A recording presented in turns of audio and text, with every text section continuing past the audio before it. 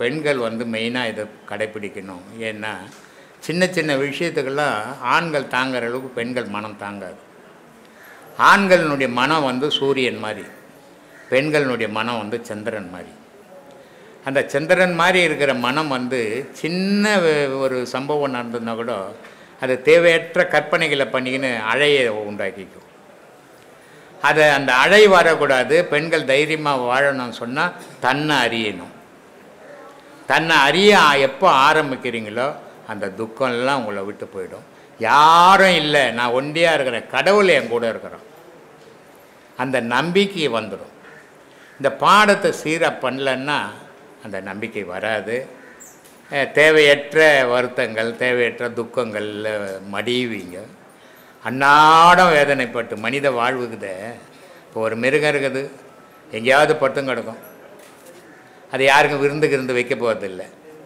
அதுக்கு ஏதாவது கிடச்சிருந்தா அதை பிடிச்சி சாப்பிட்டு உட்காந்துக்கும். ஆனால் அதுக்கு ஈனமானன்றது கிடையாது. ஆனால் மனுஷன் எல்லாத்தையும் வச்சுங்கிறானே, இவன் ஒரு அமைப்பை வச்சுங்கிறானே, இவனுக்கு எல்லாமே இருக்குது. அப்போ இவன் தனக்காக வாழாமல் உலகத்துக்காக வாழ்ந்தாகணும்.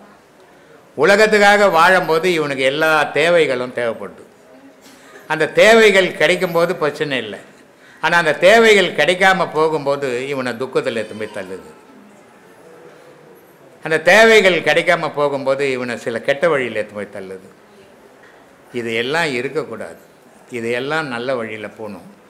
நமக்காக வாழணும், நம்ம கடவுளுக்காக வாழணும். நம்ம யாருக்கும் தீமை செய்வானா, நமக்கு யாரும் தீமை செய்ய முடியாது.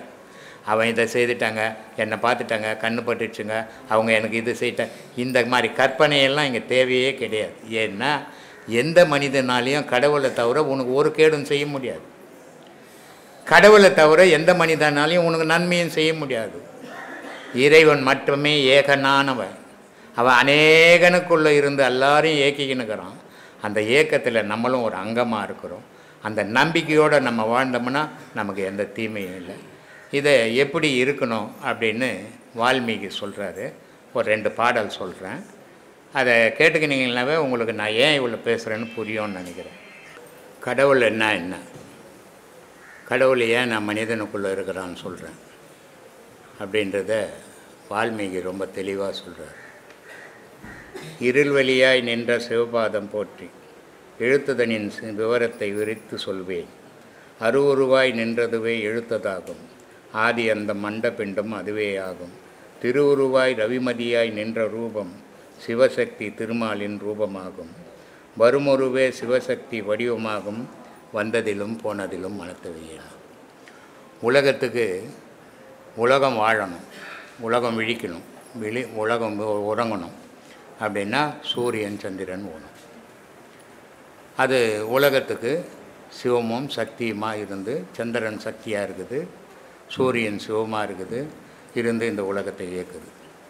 அதே மாதிரி மனுஷனுக்குள்ளே இடைகளை பிங்கலைன்ற 2 மூச்சு இருக்குது. அந்த மூச்சு ஒன்று சூரியனாகவும் ஒன்று சந்திரனாகவும், ஒன்று சக்தியாகவும் ஒன்று சிவமாகவும் இருந்து நம்மளை இயக்குது. இந்த மூச்சின்னு ஒன்று இல்லைன்னு சொன்னால் உயிரினம்னு ஒன்று உலகத்தில் இருக்காது. இந்த மனசை நம்ம அந்த மூச்சு மேலேயே வைக்கணும். அதனால தான் சொல்கிறாரு, வந்ததிலும் போனதிலும் மனத்தவை. வந்துக்கணுங்குது மூச்சு, போய்கினுங்குது. ஆனால் மனசை மட்டும் அது மேலே வைக்கல, நம்ம உடல் மேலேயும் உலகத்து மேலேயும் வைக்கிறோம். உடல் மேலேயும் உலகத்து மேலேயும் வைக்கும்போது நமக்கு துன்பங்கள் தான் ஏற்படுது. ஆனால் நம்ம மூச்சு மேலே நம்ம மனசை வச்சு வாழ ஆரம்பிச்சோம்னா நமக்கு துன்பங்கள்லேருந்து வெளியே வந்துடலாம். அதனால் வந்தது மேலேயும் போனது மேலேயும் மனசை வச்சுக்கோ அப்படின்னாரு. வந்ததும் போனதும் வாசியாகும். இந்த மூச்சு இருக்குது, அது பாட்டு ஊதிங்குது. இந்த மூச்சை யாராவது நம்மளாக எதனா பண்ணுறோமா? நம்மளாக எதுவும் பண்ணுறதில்ல. அதுவே இயங்குது, அதுவே இயக்குது. இது தானாகவே நடந்துன்னுக்குது. இது யாரும் நம்ம செய்யறதே கிடையாது. அப்போது வந்ததும் போனதும் வாசியாகும், வானில் வரும் ரவிமதியும் வாசியவும். ரவின்னா சூரியன், மதின்னா சந்திரன். அப்போ வானத்தில் வர சந்திரனும் சூரியனும் உலகத்துக்கு வாசி. உனக்கு ஓடுற மூச்சு உனக்கு வாசி. அப்போ அது உலகத்தை இயக்குது, இது மனுஷனை இயக்குது, உயிரினத்தை இயக்குது. இது ரெண்டும் இல்லைன்னா அங்கே உலகமும் இல்லை, உயிரினமும் இல்லை. இதையெல்லாம் நமக்கு புரிஞ்சால் தான் உண்மையான ஞானம் புரியும். இல்லைன்னா போலி வேஷம்தான் போட்டுக்கணும் தெரியணும். சொல்கிறார், வானில் வரும் ரவிமதியும் வாசியாகும், சிந்தை தெளிந்திருப்பவனே சித்தன். இதுதான் உண்மை, இதுதான் உலகம், இதுதான் வாழ்வு அப்படின்னு எவன் ஒருத்தன் தெளிவாகிறனோ, சித்தன்னா வேறு யாரும் ஆகாயத்திலேருந்து குச்சுவன் இல்லைடா, இந்த தெளிவோடு வாழறவன் சித்தன். இதுதான் உண்மை. அங்கே வானத்தில் சந்திரனும் சூரியனெல்லாம் உலகம்னு ஒன்றும் இல்லை. இங்கே மனுஷன் உடம்பில் மூக்கில் மூச்சு இல்லைன்னா உயிரினமும் இல்லை. இது எவன் ஒருத்தன் தெரிஞ்சானோ, இது எப்படி நடக்குதுன்னா சிவசக்தி வடிவத்தில் நடந்துன்னுக்குது. அது இல்லைன்னு சொன்னால் உலகத்தில் உயிரினம்னு ஒன்று கிடையாது. இதை எவன் ஒருத்தன் உணர்ந்தானோ அவன் தாண்டா சித்தன். சித்தன்னா அறிவாளி அப்படின்னு அர்த்தம். சித்தன் ஜெகமெல்லாம் சிவமென்று அறிந்தவனே சித்தன். உலகமே ஒரு சிவமயமானது. சிவத்தை தவிர மற்றதுக்கெல்லாம் கடவுளெல்லாம் ஒரு கற்பனை தான். மற்ற கடவுளெல்லாம் ஒரு கற்பனை. அந்த சிவத்துக்கு பேருன்னா இயற்கை என்னவாங்க, ஈசன் என்னவாங்க, சிவம் என்னவாங்க, இப்படி பல ஆயிரம் பேர்கள் அதுக்கு. ஆனால் அதிலேருந்து தான் எல்லாமே இயங்குது. அதுதான் கடவுள், அதுதான். மீதி எல்லாம் கற்பனை தான். கற்பனையில் கடவுள் வழிபாடுனா தின்னுக்கிறான், மத வழிபாடுனா தின்னுக்கிறான். ஆனால் உண்மை வந்து சிவம் மட்டும்தான் உலகத்தில் ஒரு பொருள் தான். அதனால் சொல்கிறாரு, சிந்தை தெளிந்திருப்பவனே சித்தன், ஜெகமெல்லாம் சிவம் என்று அறிந்தவனே சித்தன், நந்தி என்ற வாகனமே தூளதேகம். இந்த உடம்பு இருக்குது மாடு, மாடுனுடைய வடிவம் தான். இப்போ சிவன் கோயிலெல்லாம் பார்த்துருப்பீங்க, சிவபெருமான நந்தி மாட்டு மேலே தான் தூக்கின்னு வருவாங்க. அது வந்து அடையாளம், சிவத்தை இந்த மாடு தூக்கின்னு தெரியுது. அப்போது இந்த சிவம் என்ற உயிரை இந்த உடல் என்ற மாடு தூக்கின்னு நம்ம சுற்றினுக்குது. இந்த சிவம் என்ற உயிர் எப்போ நம்ம உடலை விட்டு போதோ, இந்த நந்தி என்ற மாடு படுக்கைக்கு போகுது. இதையெல்லாம் நமக்கு புரியணும். இது புரியாமல் ஞானம் புரியவே புரியாது. சும்மானா ஏதோ வரத்தாலையோ போகிறத்தாலையோ ஒன்றுமே. ஒவ்வொரு விஷயத்தையும் நான் பல வீடியோக்களில் சொல்கிறேன். மாடு வைக்கா துண்ணும், ஒரு பட்டி நிறைய வைக்க போட்டின்னா நின்றுக்குனே துண்ணுடும், அப்புறம் படுத்துக்குன்னு அதை அசை போடும் துண்ணுது, அப்போ தான் அது ஜீரணமாகும். அது மாதிரி இங்கே பேசுனதை வந்து வீட்டுக்கு போய் நீங்கள் சிந்திச்சிங்கன்னா தான் உங்களுக்கு உண்மை தெரியும். சிந்திக்கலனா உண்மை தெரியவே தெரியாது. ஏதோ வந்தீங்க, எதையோ கேட்டீங்க, ஏதோ பேசணும், ஏதோ போனீங்க, அதோடு முடிஞ்சிடும். அதனால் உங்களுக்கு அது பயன் தராது. அதனால் வீட்டுக்கு போய் சிந்திங்க. அப்போ சொல்கிறார், நந்தி என்ற வாகனமே தூளதேகம், நான்முகனே கண் மூக்கு செவி நாக்கு, தந்தி என்ற சிவசக்தி திருமாலும் திருமூச்சாகும், தந்தையும் தாயும் ரவிமதி என்று அறிந்து கொள்ளு. உனக்கு சொந்த அப்பா அம்மா, இப்போ உலகத்தில் நம்ம அப்பா அம்மா தான் பெற்றாங்க. ஆனால் நமக்கு ஒரு உடம்பு சரியில்லை. நம்மளை பெற்ற அப்பா அம்மாவில் நம்மளை காப்பாற்ற முடியுமா? முடியல.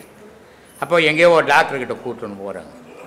சரி, டாக்டராவது காப்பாற்றுவாரா அப்படின்னா அவர் உடலுக்கு தான் வைத்தியம் செய்ய முடியும், உயிருக்கு வைத்தியம் செய்கிறதுக்கு இங்கே யாரும் டாக்டர் கிடையாது.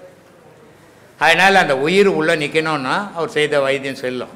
அந்த உயிர் போனோன்னு முடிவு பட்சின்னு அவர் செய்த வைத்தியமும் செல்லாது, அப்போ உயிர் போயிடும். அப்போது நம்மளை பெற்ற தாயாலையும் காப்பாற்ற முடியல, தகப்பனாலையும் காப்பாற்ற முடியல, டாக்டராலையும் காப்பாற்ற முடியாத இந்த உயிர் என்னவா இருக்குது நம்ம உடலில்? சிவமும் சக்தியுமாக இருந்து இயங்குது. அது ரெண்டும் பிரிஞ்சுதுன்னு சொன்னால் இங்கே உடல் போச்சு, உயிர் போச்சு, ஏக்கம் போச்சு, எல்லாம் போச்சு.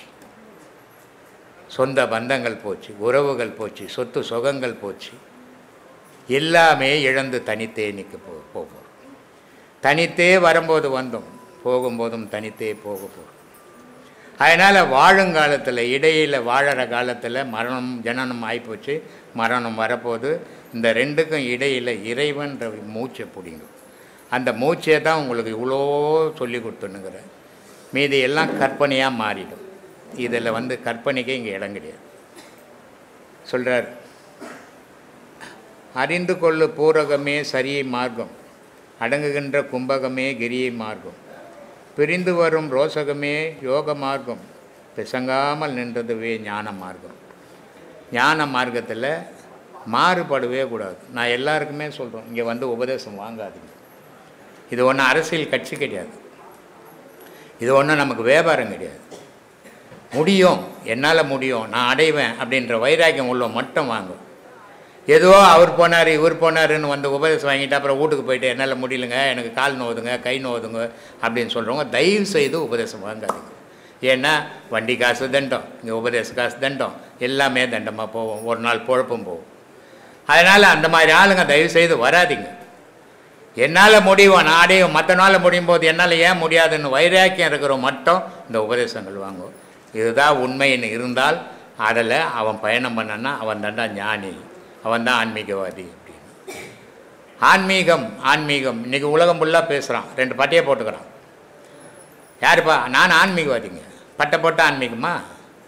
கொட்டை கட்டிக்கினா ஆன்மீகமா? காவி கட்டிக்கினா ஆன்மீகமா? இதுக்கு நீ போட்ட வேஷத்துக்கும் கடவுளுக்கும் எந்த சம்பந்தமே கிடையாது. உன் மனசுக்கும் கடவுளுக்கு தான் சம்பந்தம். அதை சுத்தம் பண்ணல. மேலே போடுற வேஷத்தால் மண்ணுக்கு போகிற விஷயம் அது. அதனால தான் இந்து மதத்தில் ரொம்ப அற்புதமான விஷயங்களை செய்து வச்சான், சொல்லியும் வச்சான். ஒருத்தன் என்ன பண்ணால் 2 நாமம் போட்டான், நடுவில் ஒரு சகப்பை போட்டான். என்னடா நல்லா அழகாகிற முகத்தை அசிங்கமாக்கினேன் அப்படின்னு சொல்லுவான். ஆனால் உண்மையை செய்து காட்டிக்கினுக்கிறான் உலகத்துக்கு அவன் அர்த்தம்.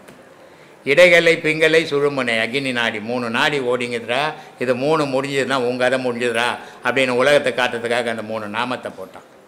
பட்டையை போட்டான். நீ என்றைக்காக இருந்தாலும் மண்ணாக போக போகிறோண்டா, இந்த உலகம் மண்ணாக போக போகுது அப்படின்னு பட்டையை போட்டோம். மற்ற மதத்தில் அதெல்லாம் கிடையாது. என்ன அந்த மாதிரி ஒவ்வொரு விஷயத்தையும் தத்ரூபமாக செய்து வச்சுக்கிற மதம் இந்து மதம். இந்து மதம் மாதிரி ஒரு புனிதமான மதம் உலகத்தில் வேறு எந்த மதமும் சொல்ல முடியாது. இதில் சில தவறுகள் நடக்குது. என்ன சில கல்லாளிகள் இருக்கிறான், அது எல்லா மதத்துலேயும் உண்டு, எல்லா இதுலேயும் உண்டு. எந்த மதமும் உலகத்தில் எல்லா மதமும் யோகியமான மதம் ஒன்றும் கிடையாது, எல்லா மதமும் அயோக்கியமான மதமும் கிடையாது. எல்லா மதத்துலேயும் ஒரு புனித தன்மை இருக்குது. எல்லா மதத்துலேயும் புனிதவானங்களும் இருந்தாங்க, எல்லா மதத்துலேயும் அயோக்கியனும் இருக்கிறான். ஆனால் அவன் யாராவது எப்படியாவது இருந்துட்டு போட்டோம். நம்ம போகிற பாதை என்ன பாதை, எதை நோக்கி பயணம் பண்ணுறோம் அப்படின்றத மட்டும் மனசில் சுமந்துக்குன்னு பயணம் பண்ணுங்க. அந்த வாழ்க்கை நல்லா இருக்கும். சாமி, இந்த கோவிலுக்கு போய் நம்ம ஒரு இறை வழிபாடு பண்ணுறது சரி, தானம் பண்ணுறது சரி, ஒழுக்கமாக இருக்கிறது சரி, அடியார்களோடு கூட இருப்பது சரி, இந்த மாதிரி ஒரு விஷயங்கள்லாம் வந்து ஆன்மீகத்தில் எவ்வாறு நமக்கு துணை நிற்கிறது? நன்மைக்கு துணை நிற்கும். அந்த மாதிரி போகும்போது தீமையிலிருந்து விலகிடுவீங்க. இப்போ நீங்கள் ஒரு 10 வயசு பையன், உங்கள் வீட்டு பக்கத்தில் 10 வயசு பையனுங்க நிறைய இருக்கிறாங்க. அதே மாதிரி அவங்க அம்மா அப்பாவும் இருக்கிறாங்க, உங்களுக்கு அம்மா அப்பாவும் கிட்டாங்க. நீங்கள் என்ன பண்ணுறீங்க? 10 வயசு பையனோட போய் சேர்ந்து விளையாடுறது சகஜம் தானே இது. ஆனால் விளையாடுறீங்க.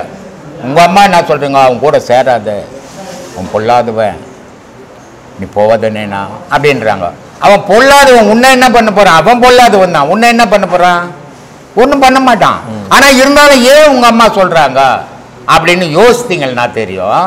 அவன் விடுற மூச்சு இருக்குது, அது உங்கள் மூச்சோட கலந்ததுன்னா நீங்கள் கெட்டவனா மாறுவீங்க.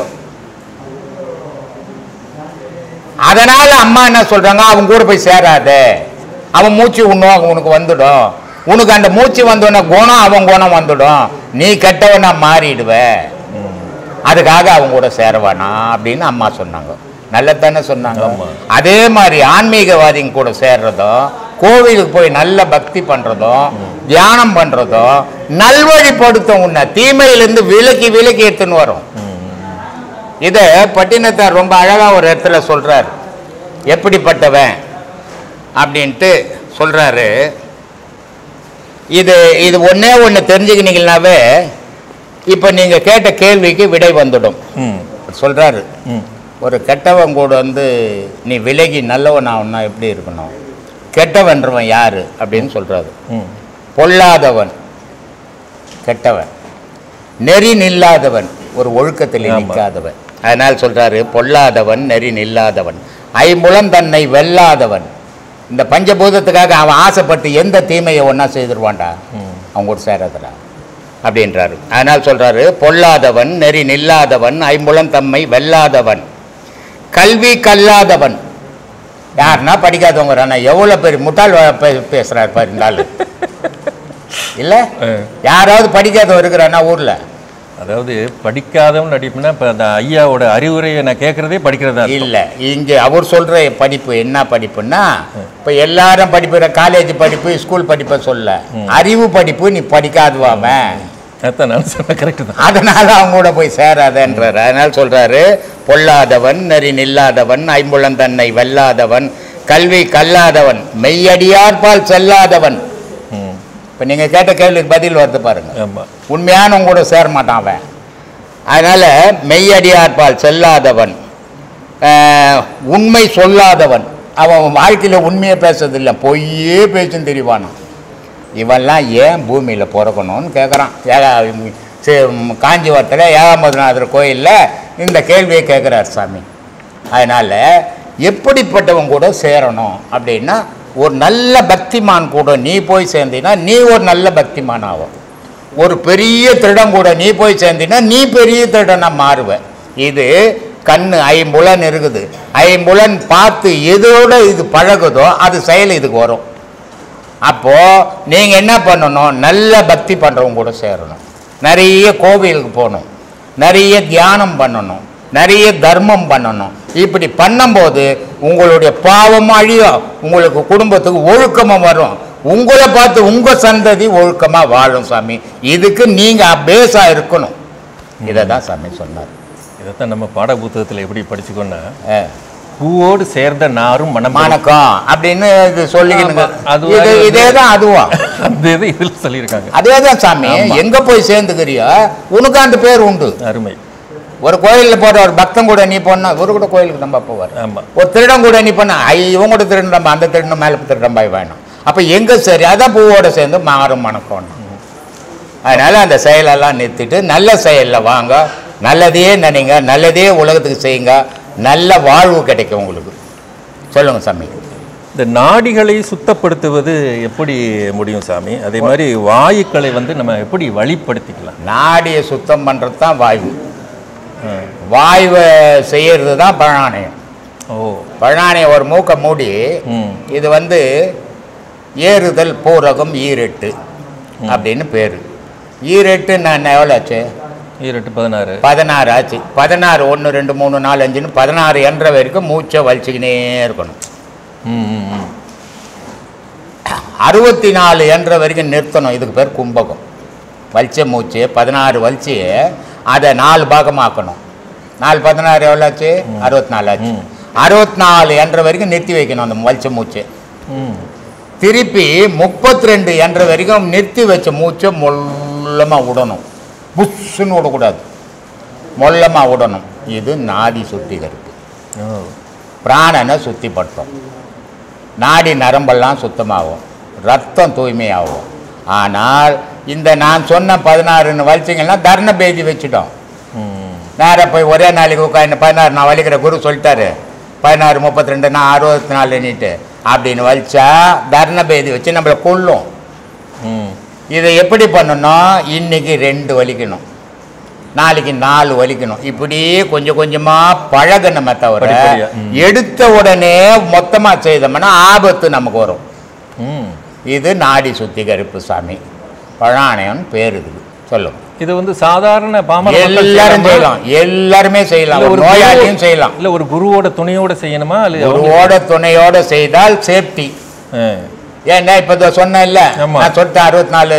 இது இவர் திருமூலர் சொல்றாரு, இது பூரகம் கும்பகம் ரோசகம் அப்படின்னு இது 3 பேர். இதுக்கு இந்த 3 பேர் திருமூலர் சொன்னார், நானும் சொன்னேன். நானும் சொன்னார்னு கேட்டுட்டு நீ செய்தீன்னா ஆபத்து உண்டாக்கிப்பேன். அப்போ குரு மூலியமாக செய்யும் போது குரு சொல்லுவார், இன்னைக்கு 2 செய்ப்பா, நாளைக்கு 4 செய்ப்பா. அப்போ குரு சொல்லி கொடுக்குறாருல்ல, அதுக்கு ஒரு ஆள் ஓணும் இல்லை, அந்த ஆள் தான் குரு. ஔவையோட யோக சூத்திரம் பற்றி ஐயாவோட கருத்து என்ன சாமி? யோகம்ன்றதே ஒரு சூத்திரம் தான் சாமி. சூத்திரம்னா ரகசியம்னு அர்த்தம், வேற ஒன்றும் இல்லை. சூத்திரம்னா ரகசியம். அதனால தான் ஆந்திராவில் வேம்பண்ணான்னு ஒருத்தர் இருந்தார். அவர் சொல்கிறாரு, ஓங்கார சூத்திர சதானந்த வாரியில் ஓர் எழுத்தாயான பரனே, ஓரியாய் நீ நின்று 5 எழுத்தை என் ஒரு செவியில் ஓதி வைத்தவன் அல்லவோ அப்படின்றார். அவர் என்ன சொல்கிறாரு, இந்த சப்தம் இருக்குத அதை யாராவது பார்த்தது உண்டா? இல்லை, பார்க்க முடியாது. ஆனால் அது இல்லைன்னு சொல்ல முடியுமா? முடியாது. இருக்குது. மனுஷனுக்குள்ள எப்படி இருக்குதுன்னா சத்தமாகவும் நெருப்பாகவும் இருக்குதான். அதனால சொல்றாரு ஓங்கார சூத்திரம். ஓங்காரம்னா சப்தம், சூத்திரம்னா ரகசியம். அதனால ஓங்கார சூத்திர சதானந்தவாரி எப்பவும் உயிர் ஓடிக்கினே இருக்குது. அது இல்லாத நேரமே இல்லை. அது இல்லைன்னா நீ இல்லை. இதை எவ்வளோ அழகாக சொல்றாரு அவர். ஓங்கார சூத்திர சதானந்த வாரியில் ஓர் எழுத்தாயான பர்ணே, நீ ஒரு எழுத்தா நின்றுக்குனிய ஏகன் அப்படின்ட்டு என்ன அநேகன்னு பஞ்சபூதத்து கூட போட்டு விட்டியப்பா. நான் லோல் படுறேனே இந்த உலகத்தில்.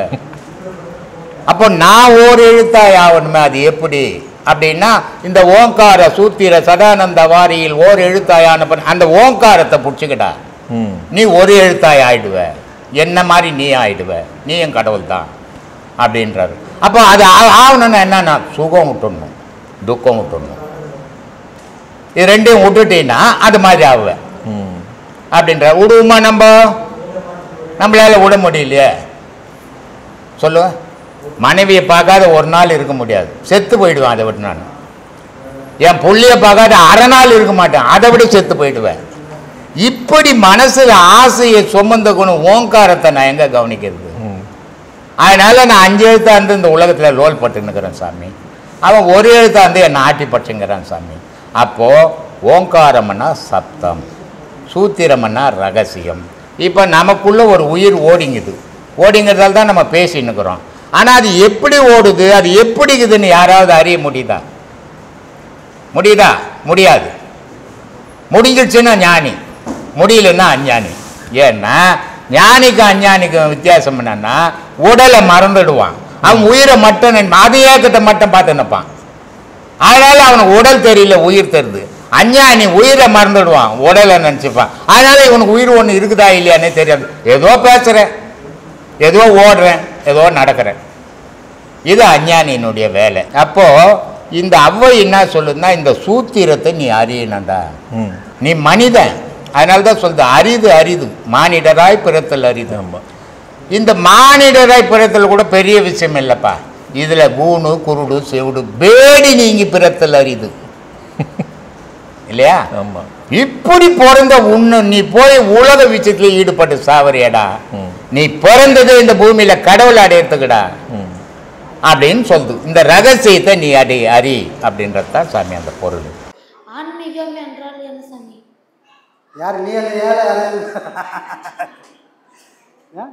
யார் எழுதுறது? உன் கேள்வி தானா? உன் மனசில் வந்த கேள்வியா? புக்கில் இருந்தது. ஆன்மீகம்னா என்ன? தன்னை யார் அறிவாங்களோ அவங்க போகிற பாதைக்கு பேர் தான் ஆன்மீகம். தன்னுடைய ஆன்மாவை யார் அறிவாங்களோ அவங்க போகிற பாதைக்கு பேர் தான் ஆன்மீகம். வெறும் பட்டை அடிச்சுக்கிறதோ நாமம் போகிறதோ திருநீர் பூசுறதோ இவங்களுக்கு பேர் ஆன்மீகவாதி இல்லை.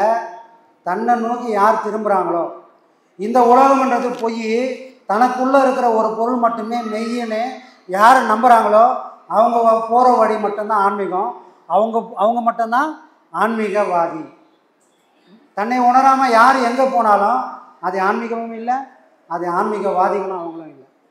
அப்போது ஆன்மீகம்னா என்ன அப்படின்னா, தான் யாருன்னு யாரெல்லாம் தேடுறாங்களோ அந்த பாதைக்கு பேர் ஆன்மீகம்.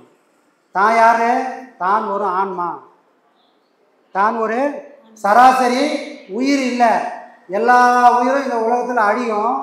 ஆனால் அழியக்கூடிய இந்த தேகத்தை அழியாத ஒரு நிலையும் என்னாலேயே பண்ணிக்கவும் முடியும்.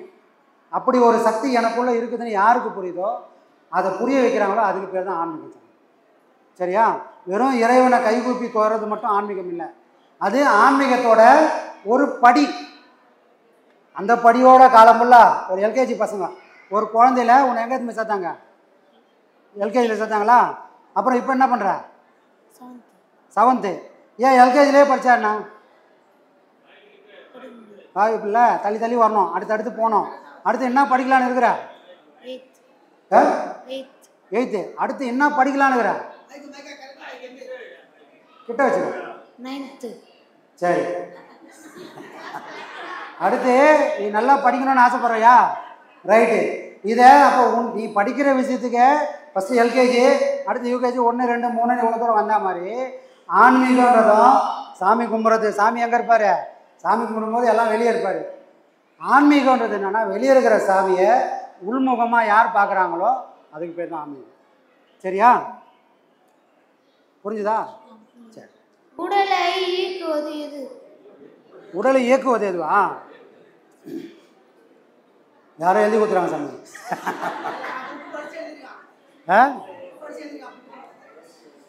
இந்த கேள்வி யாருக்கு வந்து தெரியுமா? யாருக்கு வந்து தெரியுமா? ரமணருக்கு வந்தது. உடலை இயக்குவது எது? இவ்வளோ நாளும் அப்பான்னு கூப்பிட்டா அப்பா என்ன பண்ணார்? அழகாக தூக்கி வச்சு சாக்லேட்டு கொடுத்தாரு, ஒரு முத்தா கொடுத்தாரு. ஆனால் இப்போவும் அப்பா பத்துனுக்கிறாரு, நானும் அப்பா அப்பான்னு அதே மாதிரி தான் கூப்பிட்றேன். ஆனால் இப்போ ஏந்திருக்க மாட்டுறாரு. என்ன காரணம்? அப்போ இவ்வளோ நாள் அப்பா எங்கே போனார்? இவ்வளோ நாள் அப்பா இருந்தார், இப்போ எங்கே போனார்? இப்போ கூப்பிட்டா வரலையா? அப்போ உண்மையான அப்பா யார்? அப்போ இவ்வளோ நாளாக எங்கள் அப்பாவை இயக்கினது எது அப்படின்ற ஒரு கேள்வி வந்ததுனால தான் பரவாயில்ல பையன் அப்படி போயிடுவானான்னு தெரியல. இப்படிலாம் போயிடாதுறேண்ணா. உங்கள் அப்பா அம்மா வந்துக்கிறாங்களா? வந்துக்கிறாங்களா? நீங்கள் தானா? சந்தோஷம். அப்போ இந்த மாதிரி கேள்விகள் யாருக்கு வரும்? குழந்தையிலேயே ஞானம் யாரும் அடைஞ்சிருக்காங்களோ, யாருக்கு ஞான தேடல் இருக்குதோ அவங்கெல்லாம் கேட்கக்கூடிய கேள்வி எதுன்னா இதுதான் முதல் கேள்வி. உடலை இயக்குவது எது? உயிர் தானே. செத்து போனவங்களுக்கு அப்போ ஏன் இல்லை? அப்போ எங்கேயோ ஒரு இடத்துல அது போகுது, திரும்ப எங்கே இருந்தால் அது உள்ளே வருது. எங்கே போகுதுன்னு எனக்கு தெரியல. உள்ளே வரும்போது அது எங்கே இருந்ததுன்னு தெரியல. உள்ளே வந்ததுக்கப்புறம் இடத்துக்கு ஏற்ற மாதிரி நான் வேஷம் போடுறேன். அப்போ அதுக்குன்னு சுயமாக ஒன்றுமே இல்லை. ஒரு பொண்ணா வடிவத்தில் நான் போகும்போது நான் பொண்ணாயிடுறேன். ஒரு ஆம்பளை வடிவத்தில் போகும்போது ஆம்பளை ஆயிடுறேன். ஒரு அலியோட வடிவத்தில் போகும்போது நான் அலி ஆயிடுறேன். ஒரு நாயாவோ ஒரு பேயாவோ ஆனேன்னா அப்போ எல்லாத்தையும் எடுக்கக்கூடிய வடிவத்தை எடுக்கக்கூடிய சக்தி அப்போ நமக்குள்ளே இருக்குதுன்றது இதுதான் அடையாளமே. எனக்குன்னு ஒன்று அடையாளம் இல்லைன்னு சொன்னால் அதால் எந்த வடிவத்தை வேணால் எடுக்க முடியும். அப்போது இறைவனை நானும் ஒன்று தான். எங்கே வேறுபடுறோம்? அவங்ககிட்ட இல்லாத ஒன்று என்கிட்ட இருக்குது. அப்படி அவங்ககிட்ட இல்லாத செல்வம் என்கிட்ட ஒன்று இருக்குதுன்னா அந்த ஒரே செல்வம் இந்த பாழா போன மனம்தான். அந்த மனம் இறைவன்கிட்ட இல்லைன்றதுனால அவன் எப்பவுமே அறிவு மயமாக இருக்கிறான். அவன் கவலையும் போகிறதில்ல, சந்தோஷமும் போகிறதில்ல, எல்லாத்தையும் கொடுத்துட்டு அவன் அக்கடான்னு கிடக்கிறான். ஆனால் நான் எதையுமே படைக்கலை, எதுவுமே என்னால் ஆக போகிறதில்ல. ஆனால் என் கவலை இருக்குது பாரு, எல்லாத்தையும் படைச்சா மாதிரி ஒரு கவலை. என்ன மாதிரி யாரும் கஷ்டப்படலைங்க. நான் படாத கஷ்டம் ஒன்றுமே இல்லைங்க. இதை சொல்லாத வாய் இந்த மண்டபத்தில் ஒன்று கூட இல்லை. எல்லாரும் சொல்கிறோம் உண்மையிலே கஷ்டப்படுறேன்னா இதெல்லாம் போய் அனுப்பிச்சிட்டேன்னா அவன் கஷ்டப்படணும். எத்தனை வாய்ப்பு தான் உனக்கு கொடுக்குறது? நெருப்பு சொல்லுதாண்டே உன்னை எத்தனை தடவை தான் நான் சொல்கிறது? உன் பிறவி இத்தனை ஆயிரம் பிறவி வந்துட்ட, ஒரு பிறவி நான் உன்னை சுட்டுனே தான் இருக்கிறேன். இன்னும் உனக்கு புத்தி வரலையா? தப்பிச்சு போக கரை வழி இல்லையா அப்படின்னு நெருப்பு கேட்குது. மண்ணு சொல்லுது, டே வந்து என் மண்ணுக்கு உர மாதிரி வந்து ஊறடா. எத்தனை பிறவியாக ஊற தெரியுமா? உன்னை நான் செரித்து உன்னை மண்ணாக்கி புழுவாக்கி போகிறதுக்குள்ளே நான் படுறப்பாடு பெரும்பாடுன்னு மண்ணு புலம்புது. இந்த மாதிரி பஞ்சபூதமும் நம்மளை படைச்சி அழித்து காப்பாற்றுறதுக்குள்ளே அது போதும் ஆகுது. ஆனால் இதை வாரனால நம்மளை யாரும் உணர்றதே கிடையாது. அப்போ இவ்வளோ பிறவிகளை எடுத்து தப்பிச்சு வந்துக்கிறோமே எதுக்கு? அப்படி என்னதான் நம்ம சாதனை பண்ணிட்டோம்னா திரும்பி பார்த்தா ஒன்றுமே இல்லை சாமி. ஆனால் நாய்க்கு வேலையில் நிற்க நேரம் இல்லாமல் தான் ஓடினுக்கிறோம், ஓடியாந்துனுக்கிறோம். ஏண்டா போகிற ஏண்டா வரேன்னு தெரில. நீ இது வரைக்கும் என்ன சம்பாதிச்ச? ஒன்றும் இல்லை. சரி, இது வரைக்கும் என்ன செஞ்ச? ஒன்றும் இல்லை. அப்போ இந்த ஒன்றும் இல்லாத வாழ்க்கைக்கு என்னத்துக்கு தான் ஓடிக்கிறோன்னா அதையும் நிறுத்தவும் முடியல. அப்போ காரணம் இல்லாமலே இந்த உலகம் நம்மளை விரட்டினே இருக்குது. ஏதோ ஒன்று ஆசை காட்டினே அதுக்கு பின்னாடி ஓட வைக்குது. ஒட்டகம் இருக்குது, அது பாலைவனத்தில் இருக்கும். அங்கே இந்த மாதிரி புல் நெல்லெல்லாம் கிடைக்காது. அங்கே கிடைக்கக்கூடிய விஷயத்தை தான் சாப்பிட்டு வாழ முடியும். அங்கே என்ன கிடைக்கும்? அந்த பாலைவனத்தில் விளையக்கூடிய என்ன விளையும்னா முள் வகையான அந்த தாவரங்கள் தான் விளையும். அப்போ இது தாவரத்தை சாப்பிட்ணும், இது தாவரத்தை சாப்பிட்ணும். சாப்பிடும்போது முள்ளும் குத்தி தான் ஆகும், வேறு வழியும் கிடையாது. அப்போ இந்த முள் குத்தும்போது அது ஊறும். ஆனால் இந்த ஒட்டகம் என்ன நினச்சிக்கும், நம்ம சாப்பிடக்கூடிய இந்த இந்த இந்த செடியிலேருந்து தான் இவ்வளோ சுவை வருதுன்னு நினச்சிக்கோம். ஆனால் உண்மையிலே வந்து அந்த முள் குத்தி அந்த முள்ளுலேருந்து ரத்தம் வரும். தான் ரத்தத்தையே தான் அந்த ஒட்டகம் சுவைக்குது. ஆனால் அந்த ஒட்டகம் என்ன நினச்சிதுன்னா இது அந்த செடியிலேருந்து வருது, இது அந்த உணவுலேருந்து வருது சுவைன்னு. ஆனால் அதுக்கு ஒரு நாளும் தெரியாது இது முள் குத்தி என் வாய்க்குச்சு அந்த ரத்தத்தை தான் நான் சுவைக்கிறேன்னு அந்த ஒட்டகத்துக்கு தெரியாத மாதிரி நானும் என் வாழ்க்கையில் நான் பண்ணக்கூடிய வேதனைலாம் எதுக்குன்னே நடக்குதுன்னு தெரியாமல் ஓடிக்கினே இருக்கிறேன். அப்போ இந்த ஓட்டம் எங்கே தான் முடியும்? செத்தாதான் முடியும். ஆனால் சாவறதுக்கு எனக்கு ஆசை இல்லை, வாழ்ந்தே ஆகணும். இந்த உலகம் இருக்கிற வரைக்கும் நான் வாழ்ந்து ஆகணும் அப்படின்னு ஆசை. ஆனால் ஆசை இருக்குது, ஆனால் வழியை காட்டினா போக முடியுமானா போக முடியாது. அது அவ்வளோ ஈஸி இல்லை. இது நினைக்கிற மாதிரி அவ்வளோ சாதாரணமாக அடைய முடியாது. அதுக்கு இந்த உடலையும் உயிரையும் உருக்கணும். 24 மணி நேரமும் அதே நினைவோடு இருக்கணும். இருக்க முடியுமா? இருக்க முடியாது. நெய்யின்னு ஒரு பொருள் தனியாக வந்துட்டால் பிரச்சனையே இல்லை, வாங்கிக்கலாம். ஆனால் இறைவன் பாலை மட்டும்தான் கொடுத்துருக்குறான். உனக்கு நெய் தான் வேணுமா, அந்த பாலை காசு, அதை தயிராக்கு, அப்புறமா அதை மோராக்கு, அப்புறமா அதை வெண்ணெயாக்கு, அப்புறமா அதை நெய்யாக்குன்றான். ஆனால் நமக்கு என்னென்னா நேராக நெய் வந்தால் நல்லா இருந்திருக்குமே. ஒன்றுக்குள்ளே ஒன்று மறைச்சி வச்சுருக்கிறான். அப்போ ஒன்றுக்குள்ளே ஒன்று மறைச்சிக்கிறான். ஏன் டப்பாவில் எதை மறைச்சி வச்சுக்கிறான்னா மனம் என்ற ஒன்று. இந்த உலகத்தை என் மனம் முன்னே காட்டுற வரைக்கும் இறைவன்ற பின்னாடி இருந்துன்னு வேடிக்கை பார்த்துன்னுக்கிறான். அப்போ நான் என்ன பண்ணேன், பின்னால் இருக்கிற இறைவனை பார்க்கணும்னா இந்த முன்னால் இருக்கிற இந்த அழுக்கெல்லாம் சுத்தம் பண்ணால் அவன் இந்த காட்சியிலேருந்து அவன் முன்னாடி வந்து நிற்பான். யாரை மாதிரி இருப்பான்? கண்ணாடி முன்னாடி நிற்கும்போது என் உருவம் எப்படி தெரியுதோ அந்த கண்ணாடி முன்னாடி நிற்கிற மாதிரி இறைவனும் எனக்கு முன்னாடி வந்து நிற்பான். யாரால? மனம் சுத்தம் பண்ண ஒரு மனுஷனால். அந்த மனுஷன் சுத்தம் பண்ணதுக்காக தான் உடலுக்குள்ளே இந்த உயிர்ன்ற ஒன்றை இறைவன் ஊட்டுறான். வேற ஒரு பெரிய சாதனை இல்லை. நான் நினச்சிருக்கிறேன் என் பொண்டாட்டிக்கு காலம் ஃபுல்லாக உழைக்கிறதுக்காக தான் நான் வந்திருக்கிறேன்னு. என் பொண்டாட்டி பிள்ளைங்களை காப்பாற்றுறதுக்காக நான் பிறந்துக்கிறேன்னு நான் நினச்சிருக்கிறேன். எது வரைக்கும்? அவங்க என்னை எட்டி உதைக்காத வரைக்கும். அவங்க என்ன உன்ன மாதிரி ஒரு அப்பம் உலகத்திலே இல்லைன்னு சொல்கிற வரைக்கும். அவனே கேட்பான் ஒரு நாளைக்கு, நீ என்ன சம்பாரிச்சு எனக்கு கொடுத்த? ஏண்டா நான் சாப்பிட்லடா வேலைக்கு, உனக்கு நீ சாப்பிடணுமேனு நீ பிடிச்சதெல்லாம் வாங்கி வந்து கொடுத்தேன், அது உன் கடமை, நீ எதுக்கு என்னை பெற்றுக்கினேன்னுவான்.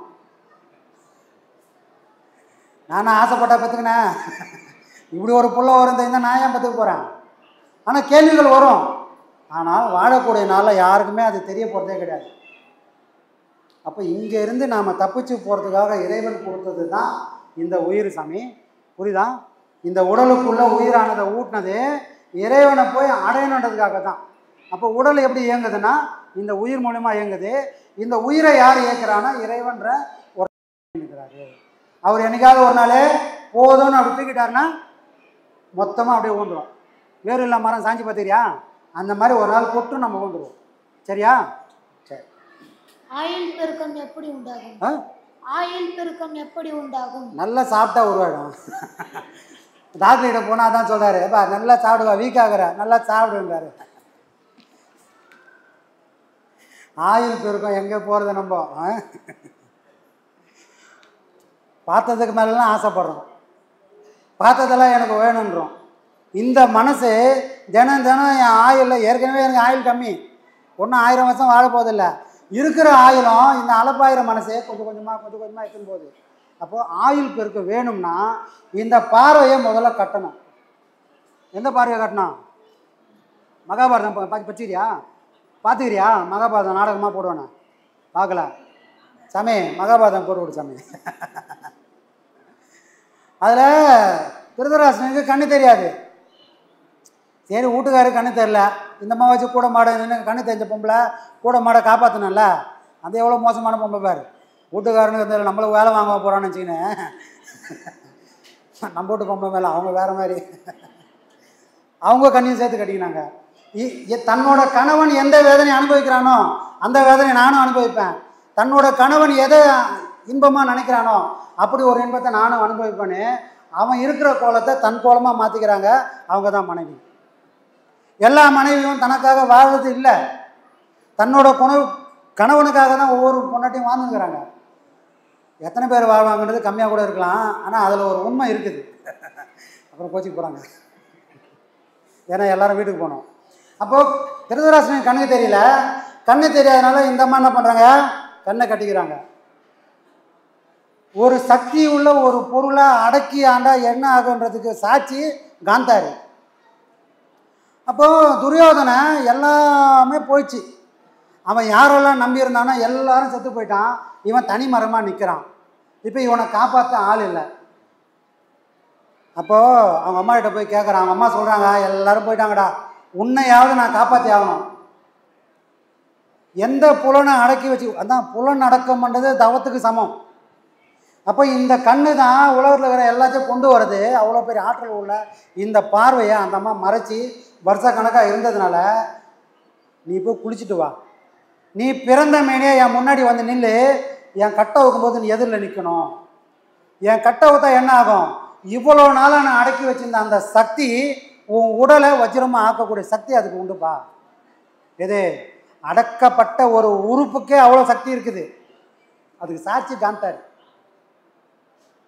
அப்போ துரியோதனை வரான். துரியோதனை வந்தான். அவன் நடுவில் ஒருத்தன் பண்ணிட்டான் வழியை. அடிக்கணும்னு முடிவு பண்ணால் இறைவன் எப்படி ஒன்று அழிச்சிருவான்றதுக்கு உதாரணம் இது. உனக்கு 1000 யானை பலம் இருக்கலாம், விதின்னு ஒன்று இறைவன் வந்து நிற்பான் முன்னாடி. அவன் கரெக்டாக எதை மறைக்க சொன்னானோ அதை மறைச்சிட்டு போயிடுவான். அவன் மறைச்சது எது, இங்கே மறைக்கல, அவன் கண்ணை மறைச்சிட்டான். காலமுள்ள கிருஷ்ணனை விரோதியாகவே பார்த்துருந்தான் துரியோதனை. காலமுள்ள விரோதியாக பார்த்திய, அன்றைக்கி ஏன்டா அவன் பேச்சை கேட்ட? கேட்டிருக்க கூடாதுல்ல. அவன் 1000 புத்திமதி காலமுள்ளா சொல்கிறான். டேய், அவங்களுக்கு 4 ஊட கொடுத்துட்றா, அவன் உன்கிட்ட சண்டைக்கே வந்துட மாட்டான்டா, நீ ராஜாவாக இருந்துன்னு போன்னு சொன்னானே புத்தியே. அன்றைக்கி நீ அவன் பேச்சை கேட்டிருந்தனா நீ வாழ்ந்துருப்ப. கிருஷ்ணனையே கட்டி பாதாள சிறையில் போடுறான். அப்போ அவன் விஸ்வரூபத்தை காட்டுறான். டேய், நீ நினைக்கிற மாதிரி ஆள் இல்லைடா, நான் யாருன்னு காட்டுறேன்னு அவன் காட்டுறான். அன்றைக்காவது உனக்கு புத்தி வந்து அவன் சொல்கிறத நீ கேட்டுக்கணும்ல. கேட்கலையே. என்னைக்கு கேட்கக்கூடாதோ அன்றைக்கி கேட்டதுனால என்னைக்கு வராத மரணம் அவனுக்கு வந்து சேர்ந்தது. இது எல்லாரோட வாழ்க்கையிலும் நடக்குது. அதுக்கு அவ்வளோ சக்தி இருக்கு சாமி. அந்த மாதிரி இந்த உலகத்தில் யார் பேச்சை கேட்கணுமோ அவங்க பேச்சை கேட்காம, யார் பேச்சை கேட்கக்கூடாதோ எங்கே கேட்கக்கூடாதோ அங்கே கேட்டுக்கினேன் துரியோதனை மாதிரி ஒரு விஷயம் நடந்துட்டு சாமி. கிருஷ்ண மாதிரி நடுநடுவில் யாரோ ஒருத்தர் டைவர்ட் பண்ணிக்கினே இருப்பாங்க. காலம்ன்றது ஏதோ புராண இதிகாசம் இல்லை, நம்ம வாழ்க்கைக்காக சொல்லி வச்ச பாடம். அதெல்லாம் அது ஏதோ கதைகள் இல்லை. நம்ம போய் அந்த ஆராய்ச்சி பண்ண வேண்டியதில்லை. அதெல்லாம் நடந்துதா நடக்கலையான ஆராய்ச்சியே வேண்டாம். அங்கே இருந்து என் வாழ்க்கைக்கு நான் என்ன எடுத்துக்க போகிறேன், அதை எடுத்துக்கினா நாம் புத்திசாலி, அதை எடுக்க தவறுனா நாம் மடையன். புரியுதுங்களா? இதுதான் சாமி. இறைவன் என்பவன் யார்? இறைவன்றவன் யார்? இப்போ நீ யாருன்னு உன்னை கேட்டால் நீ என்ன சொல்லுவ? மனுஷன் சொல்லுவியா? அப்போ இவங்களாம் யார், நான் யார்? இப்படிலாம் உன்னை கேட்க வைக்க தெரியுமா? உள்ளுக்குள்ள உன் வாய் தானே பேசிச்சு. உன்னை பேச வைக்கிறது உள்ள ஒரு சக்தி இருக்குதுல்ல, அந்த சக்தி இல்லைன்னா உன்னால் பேச முடியுமா? அந்த சக்திக்கு பேர் தான் இறைவன். அந்த சக்தி தான் உன்னை காப்பாற்றுது. உன்னை காப்பாற்றுற அந்த பொருள் தான் இறைவன். அதை நம்பு. சரியா? வெளியே இறைவன் இல்லை, ஆத்மா.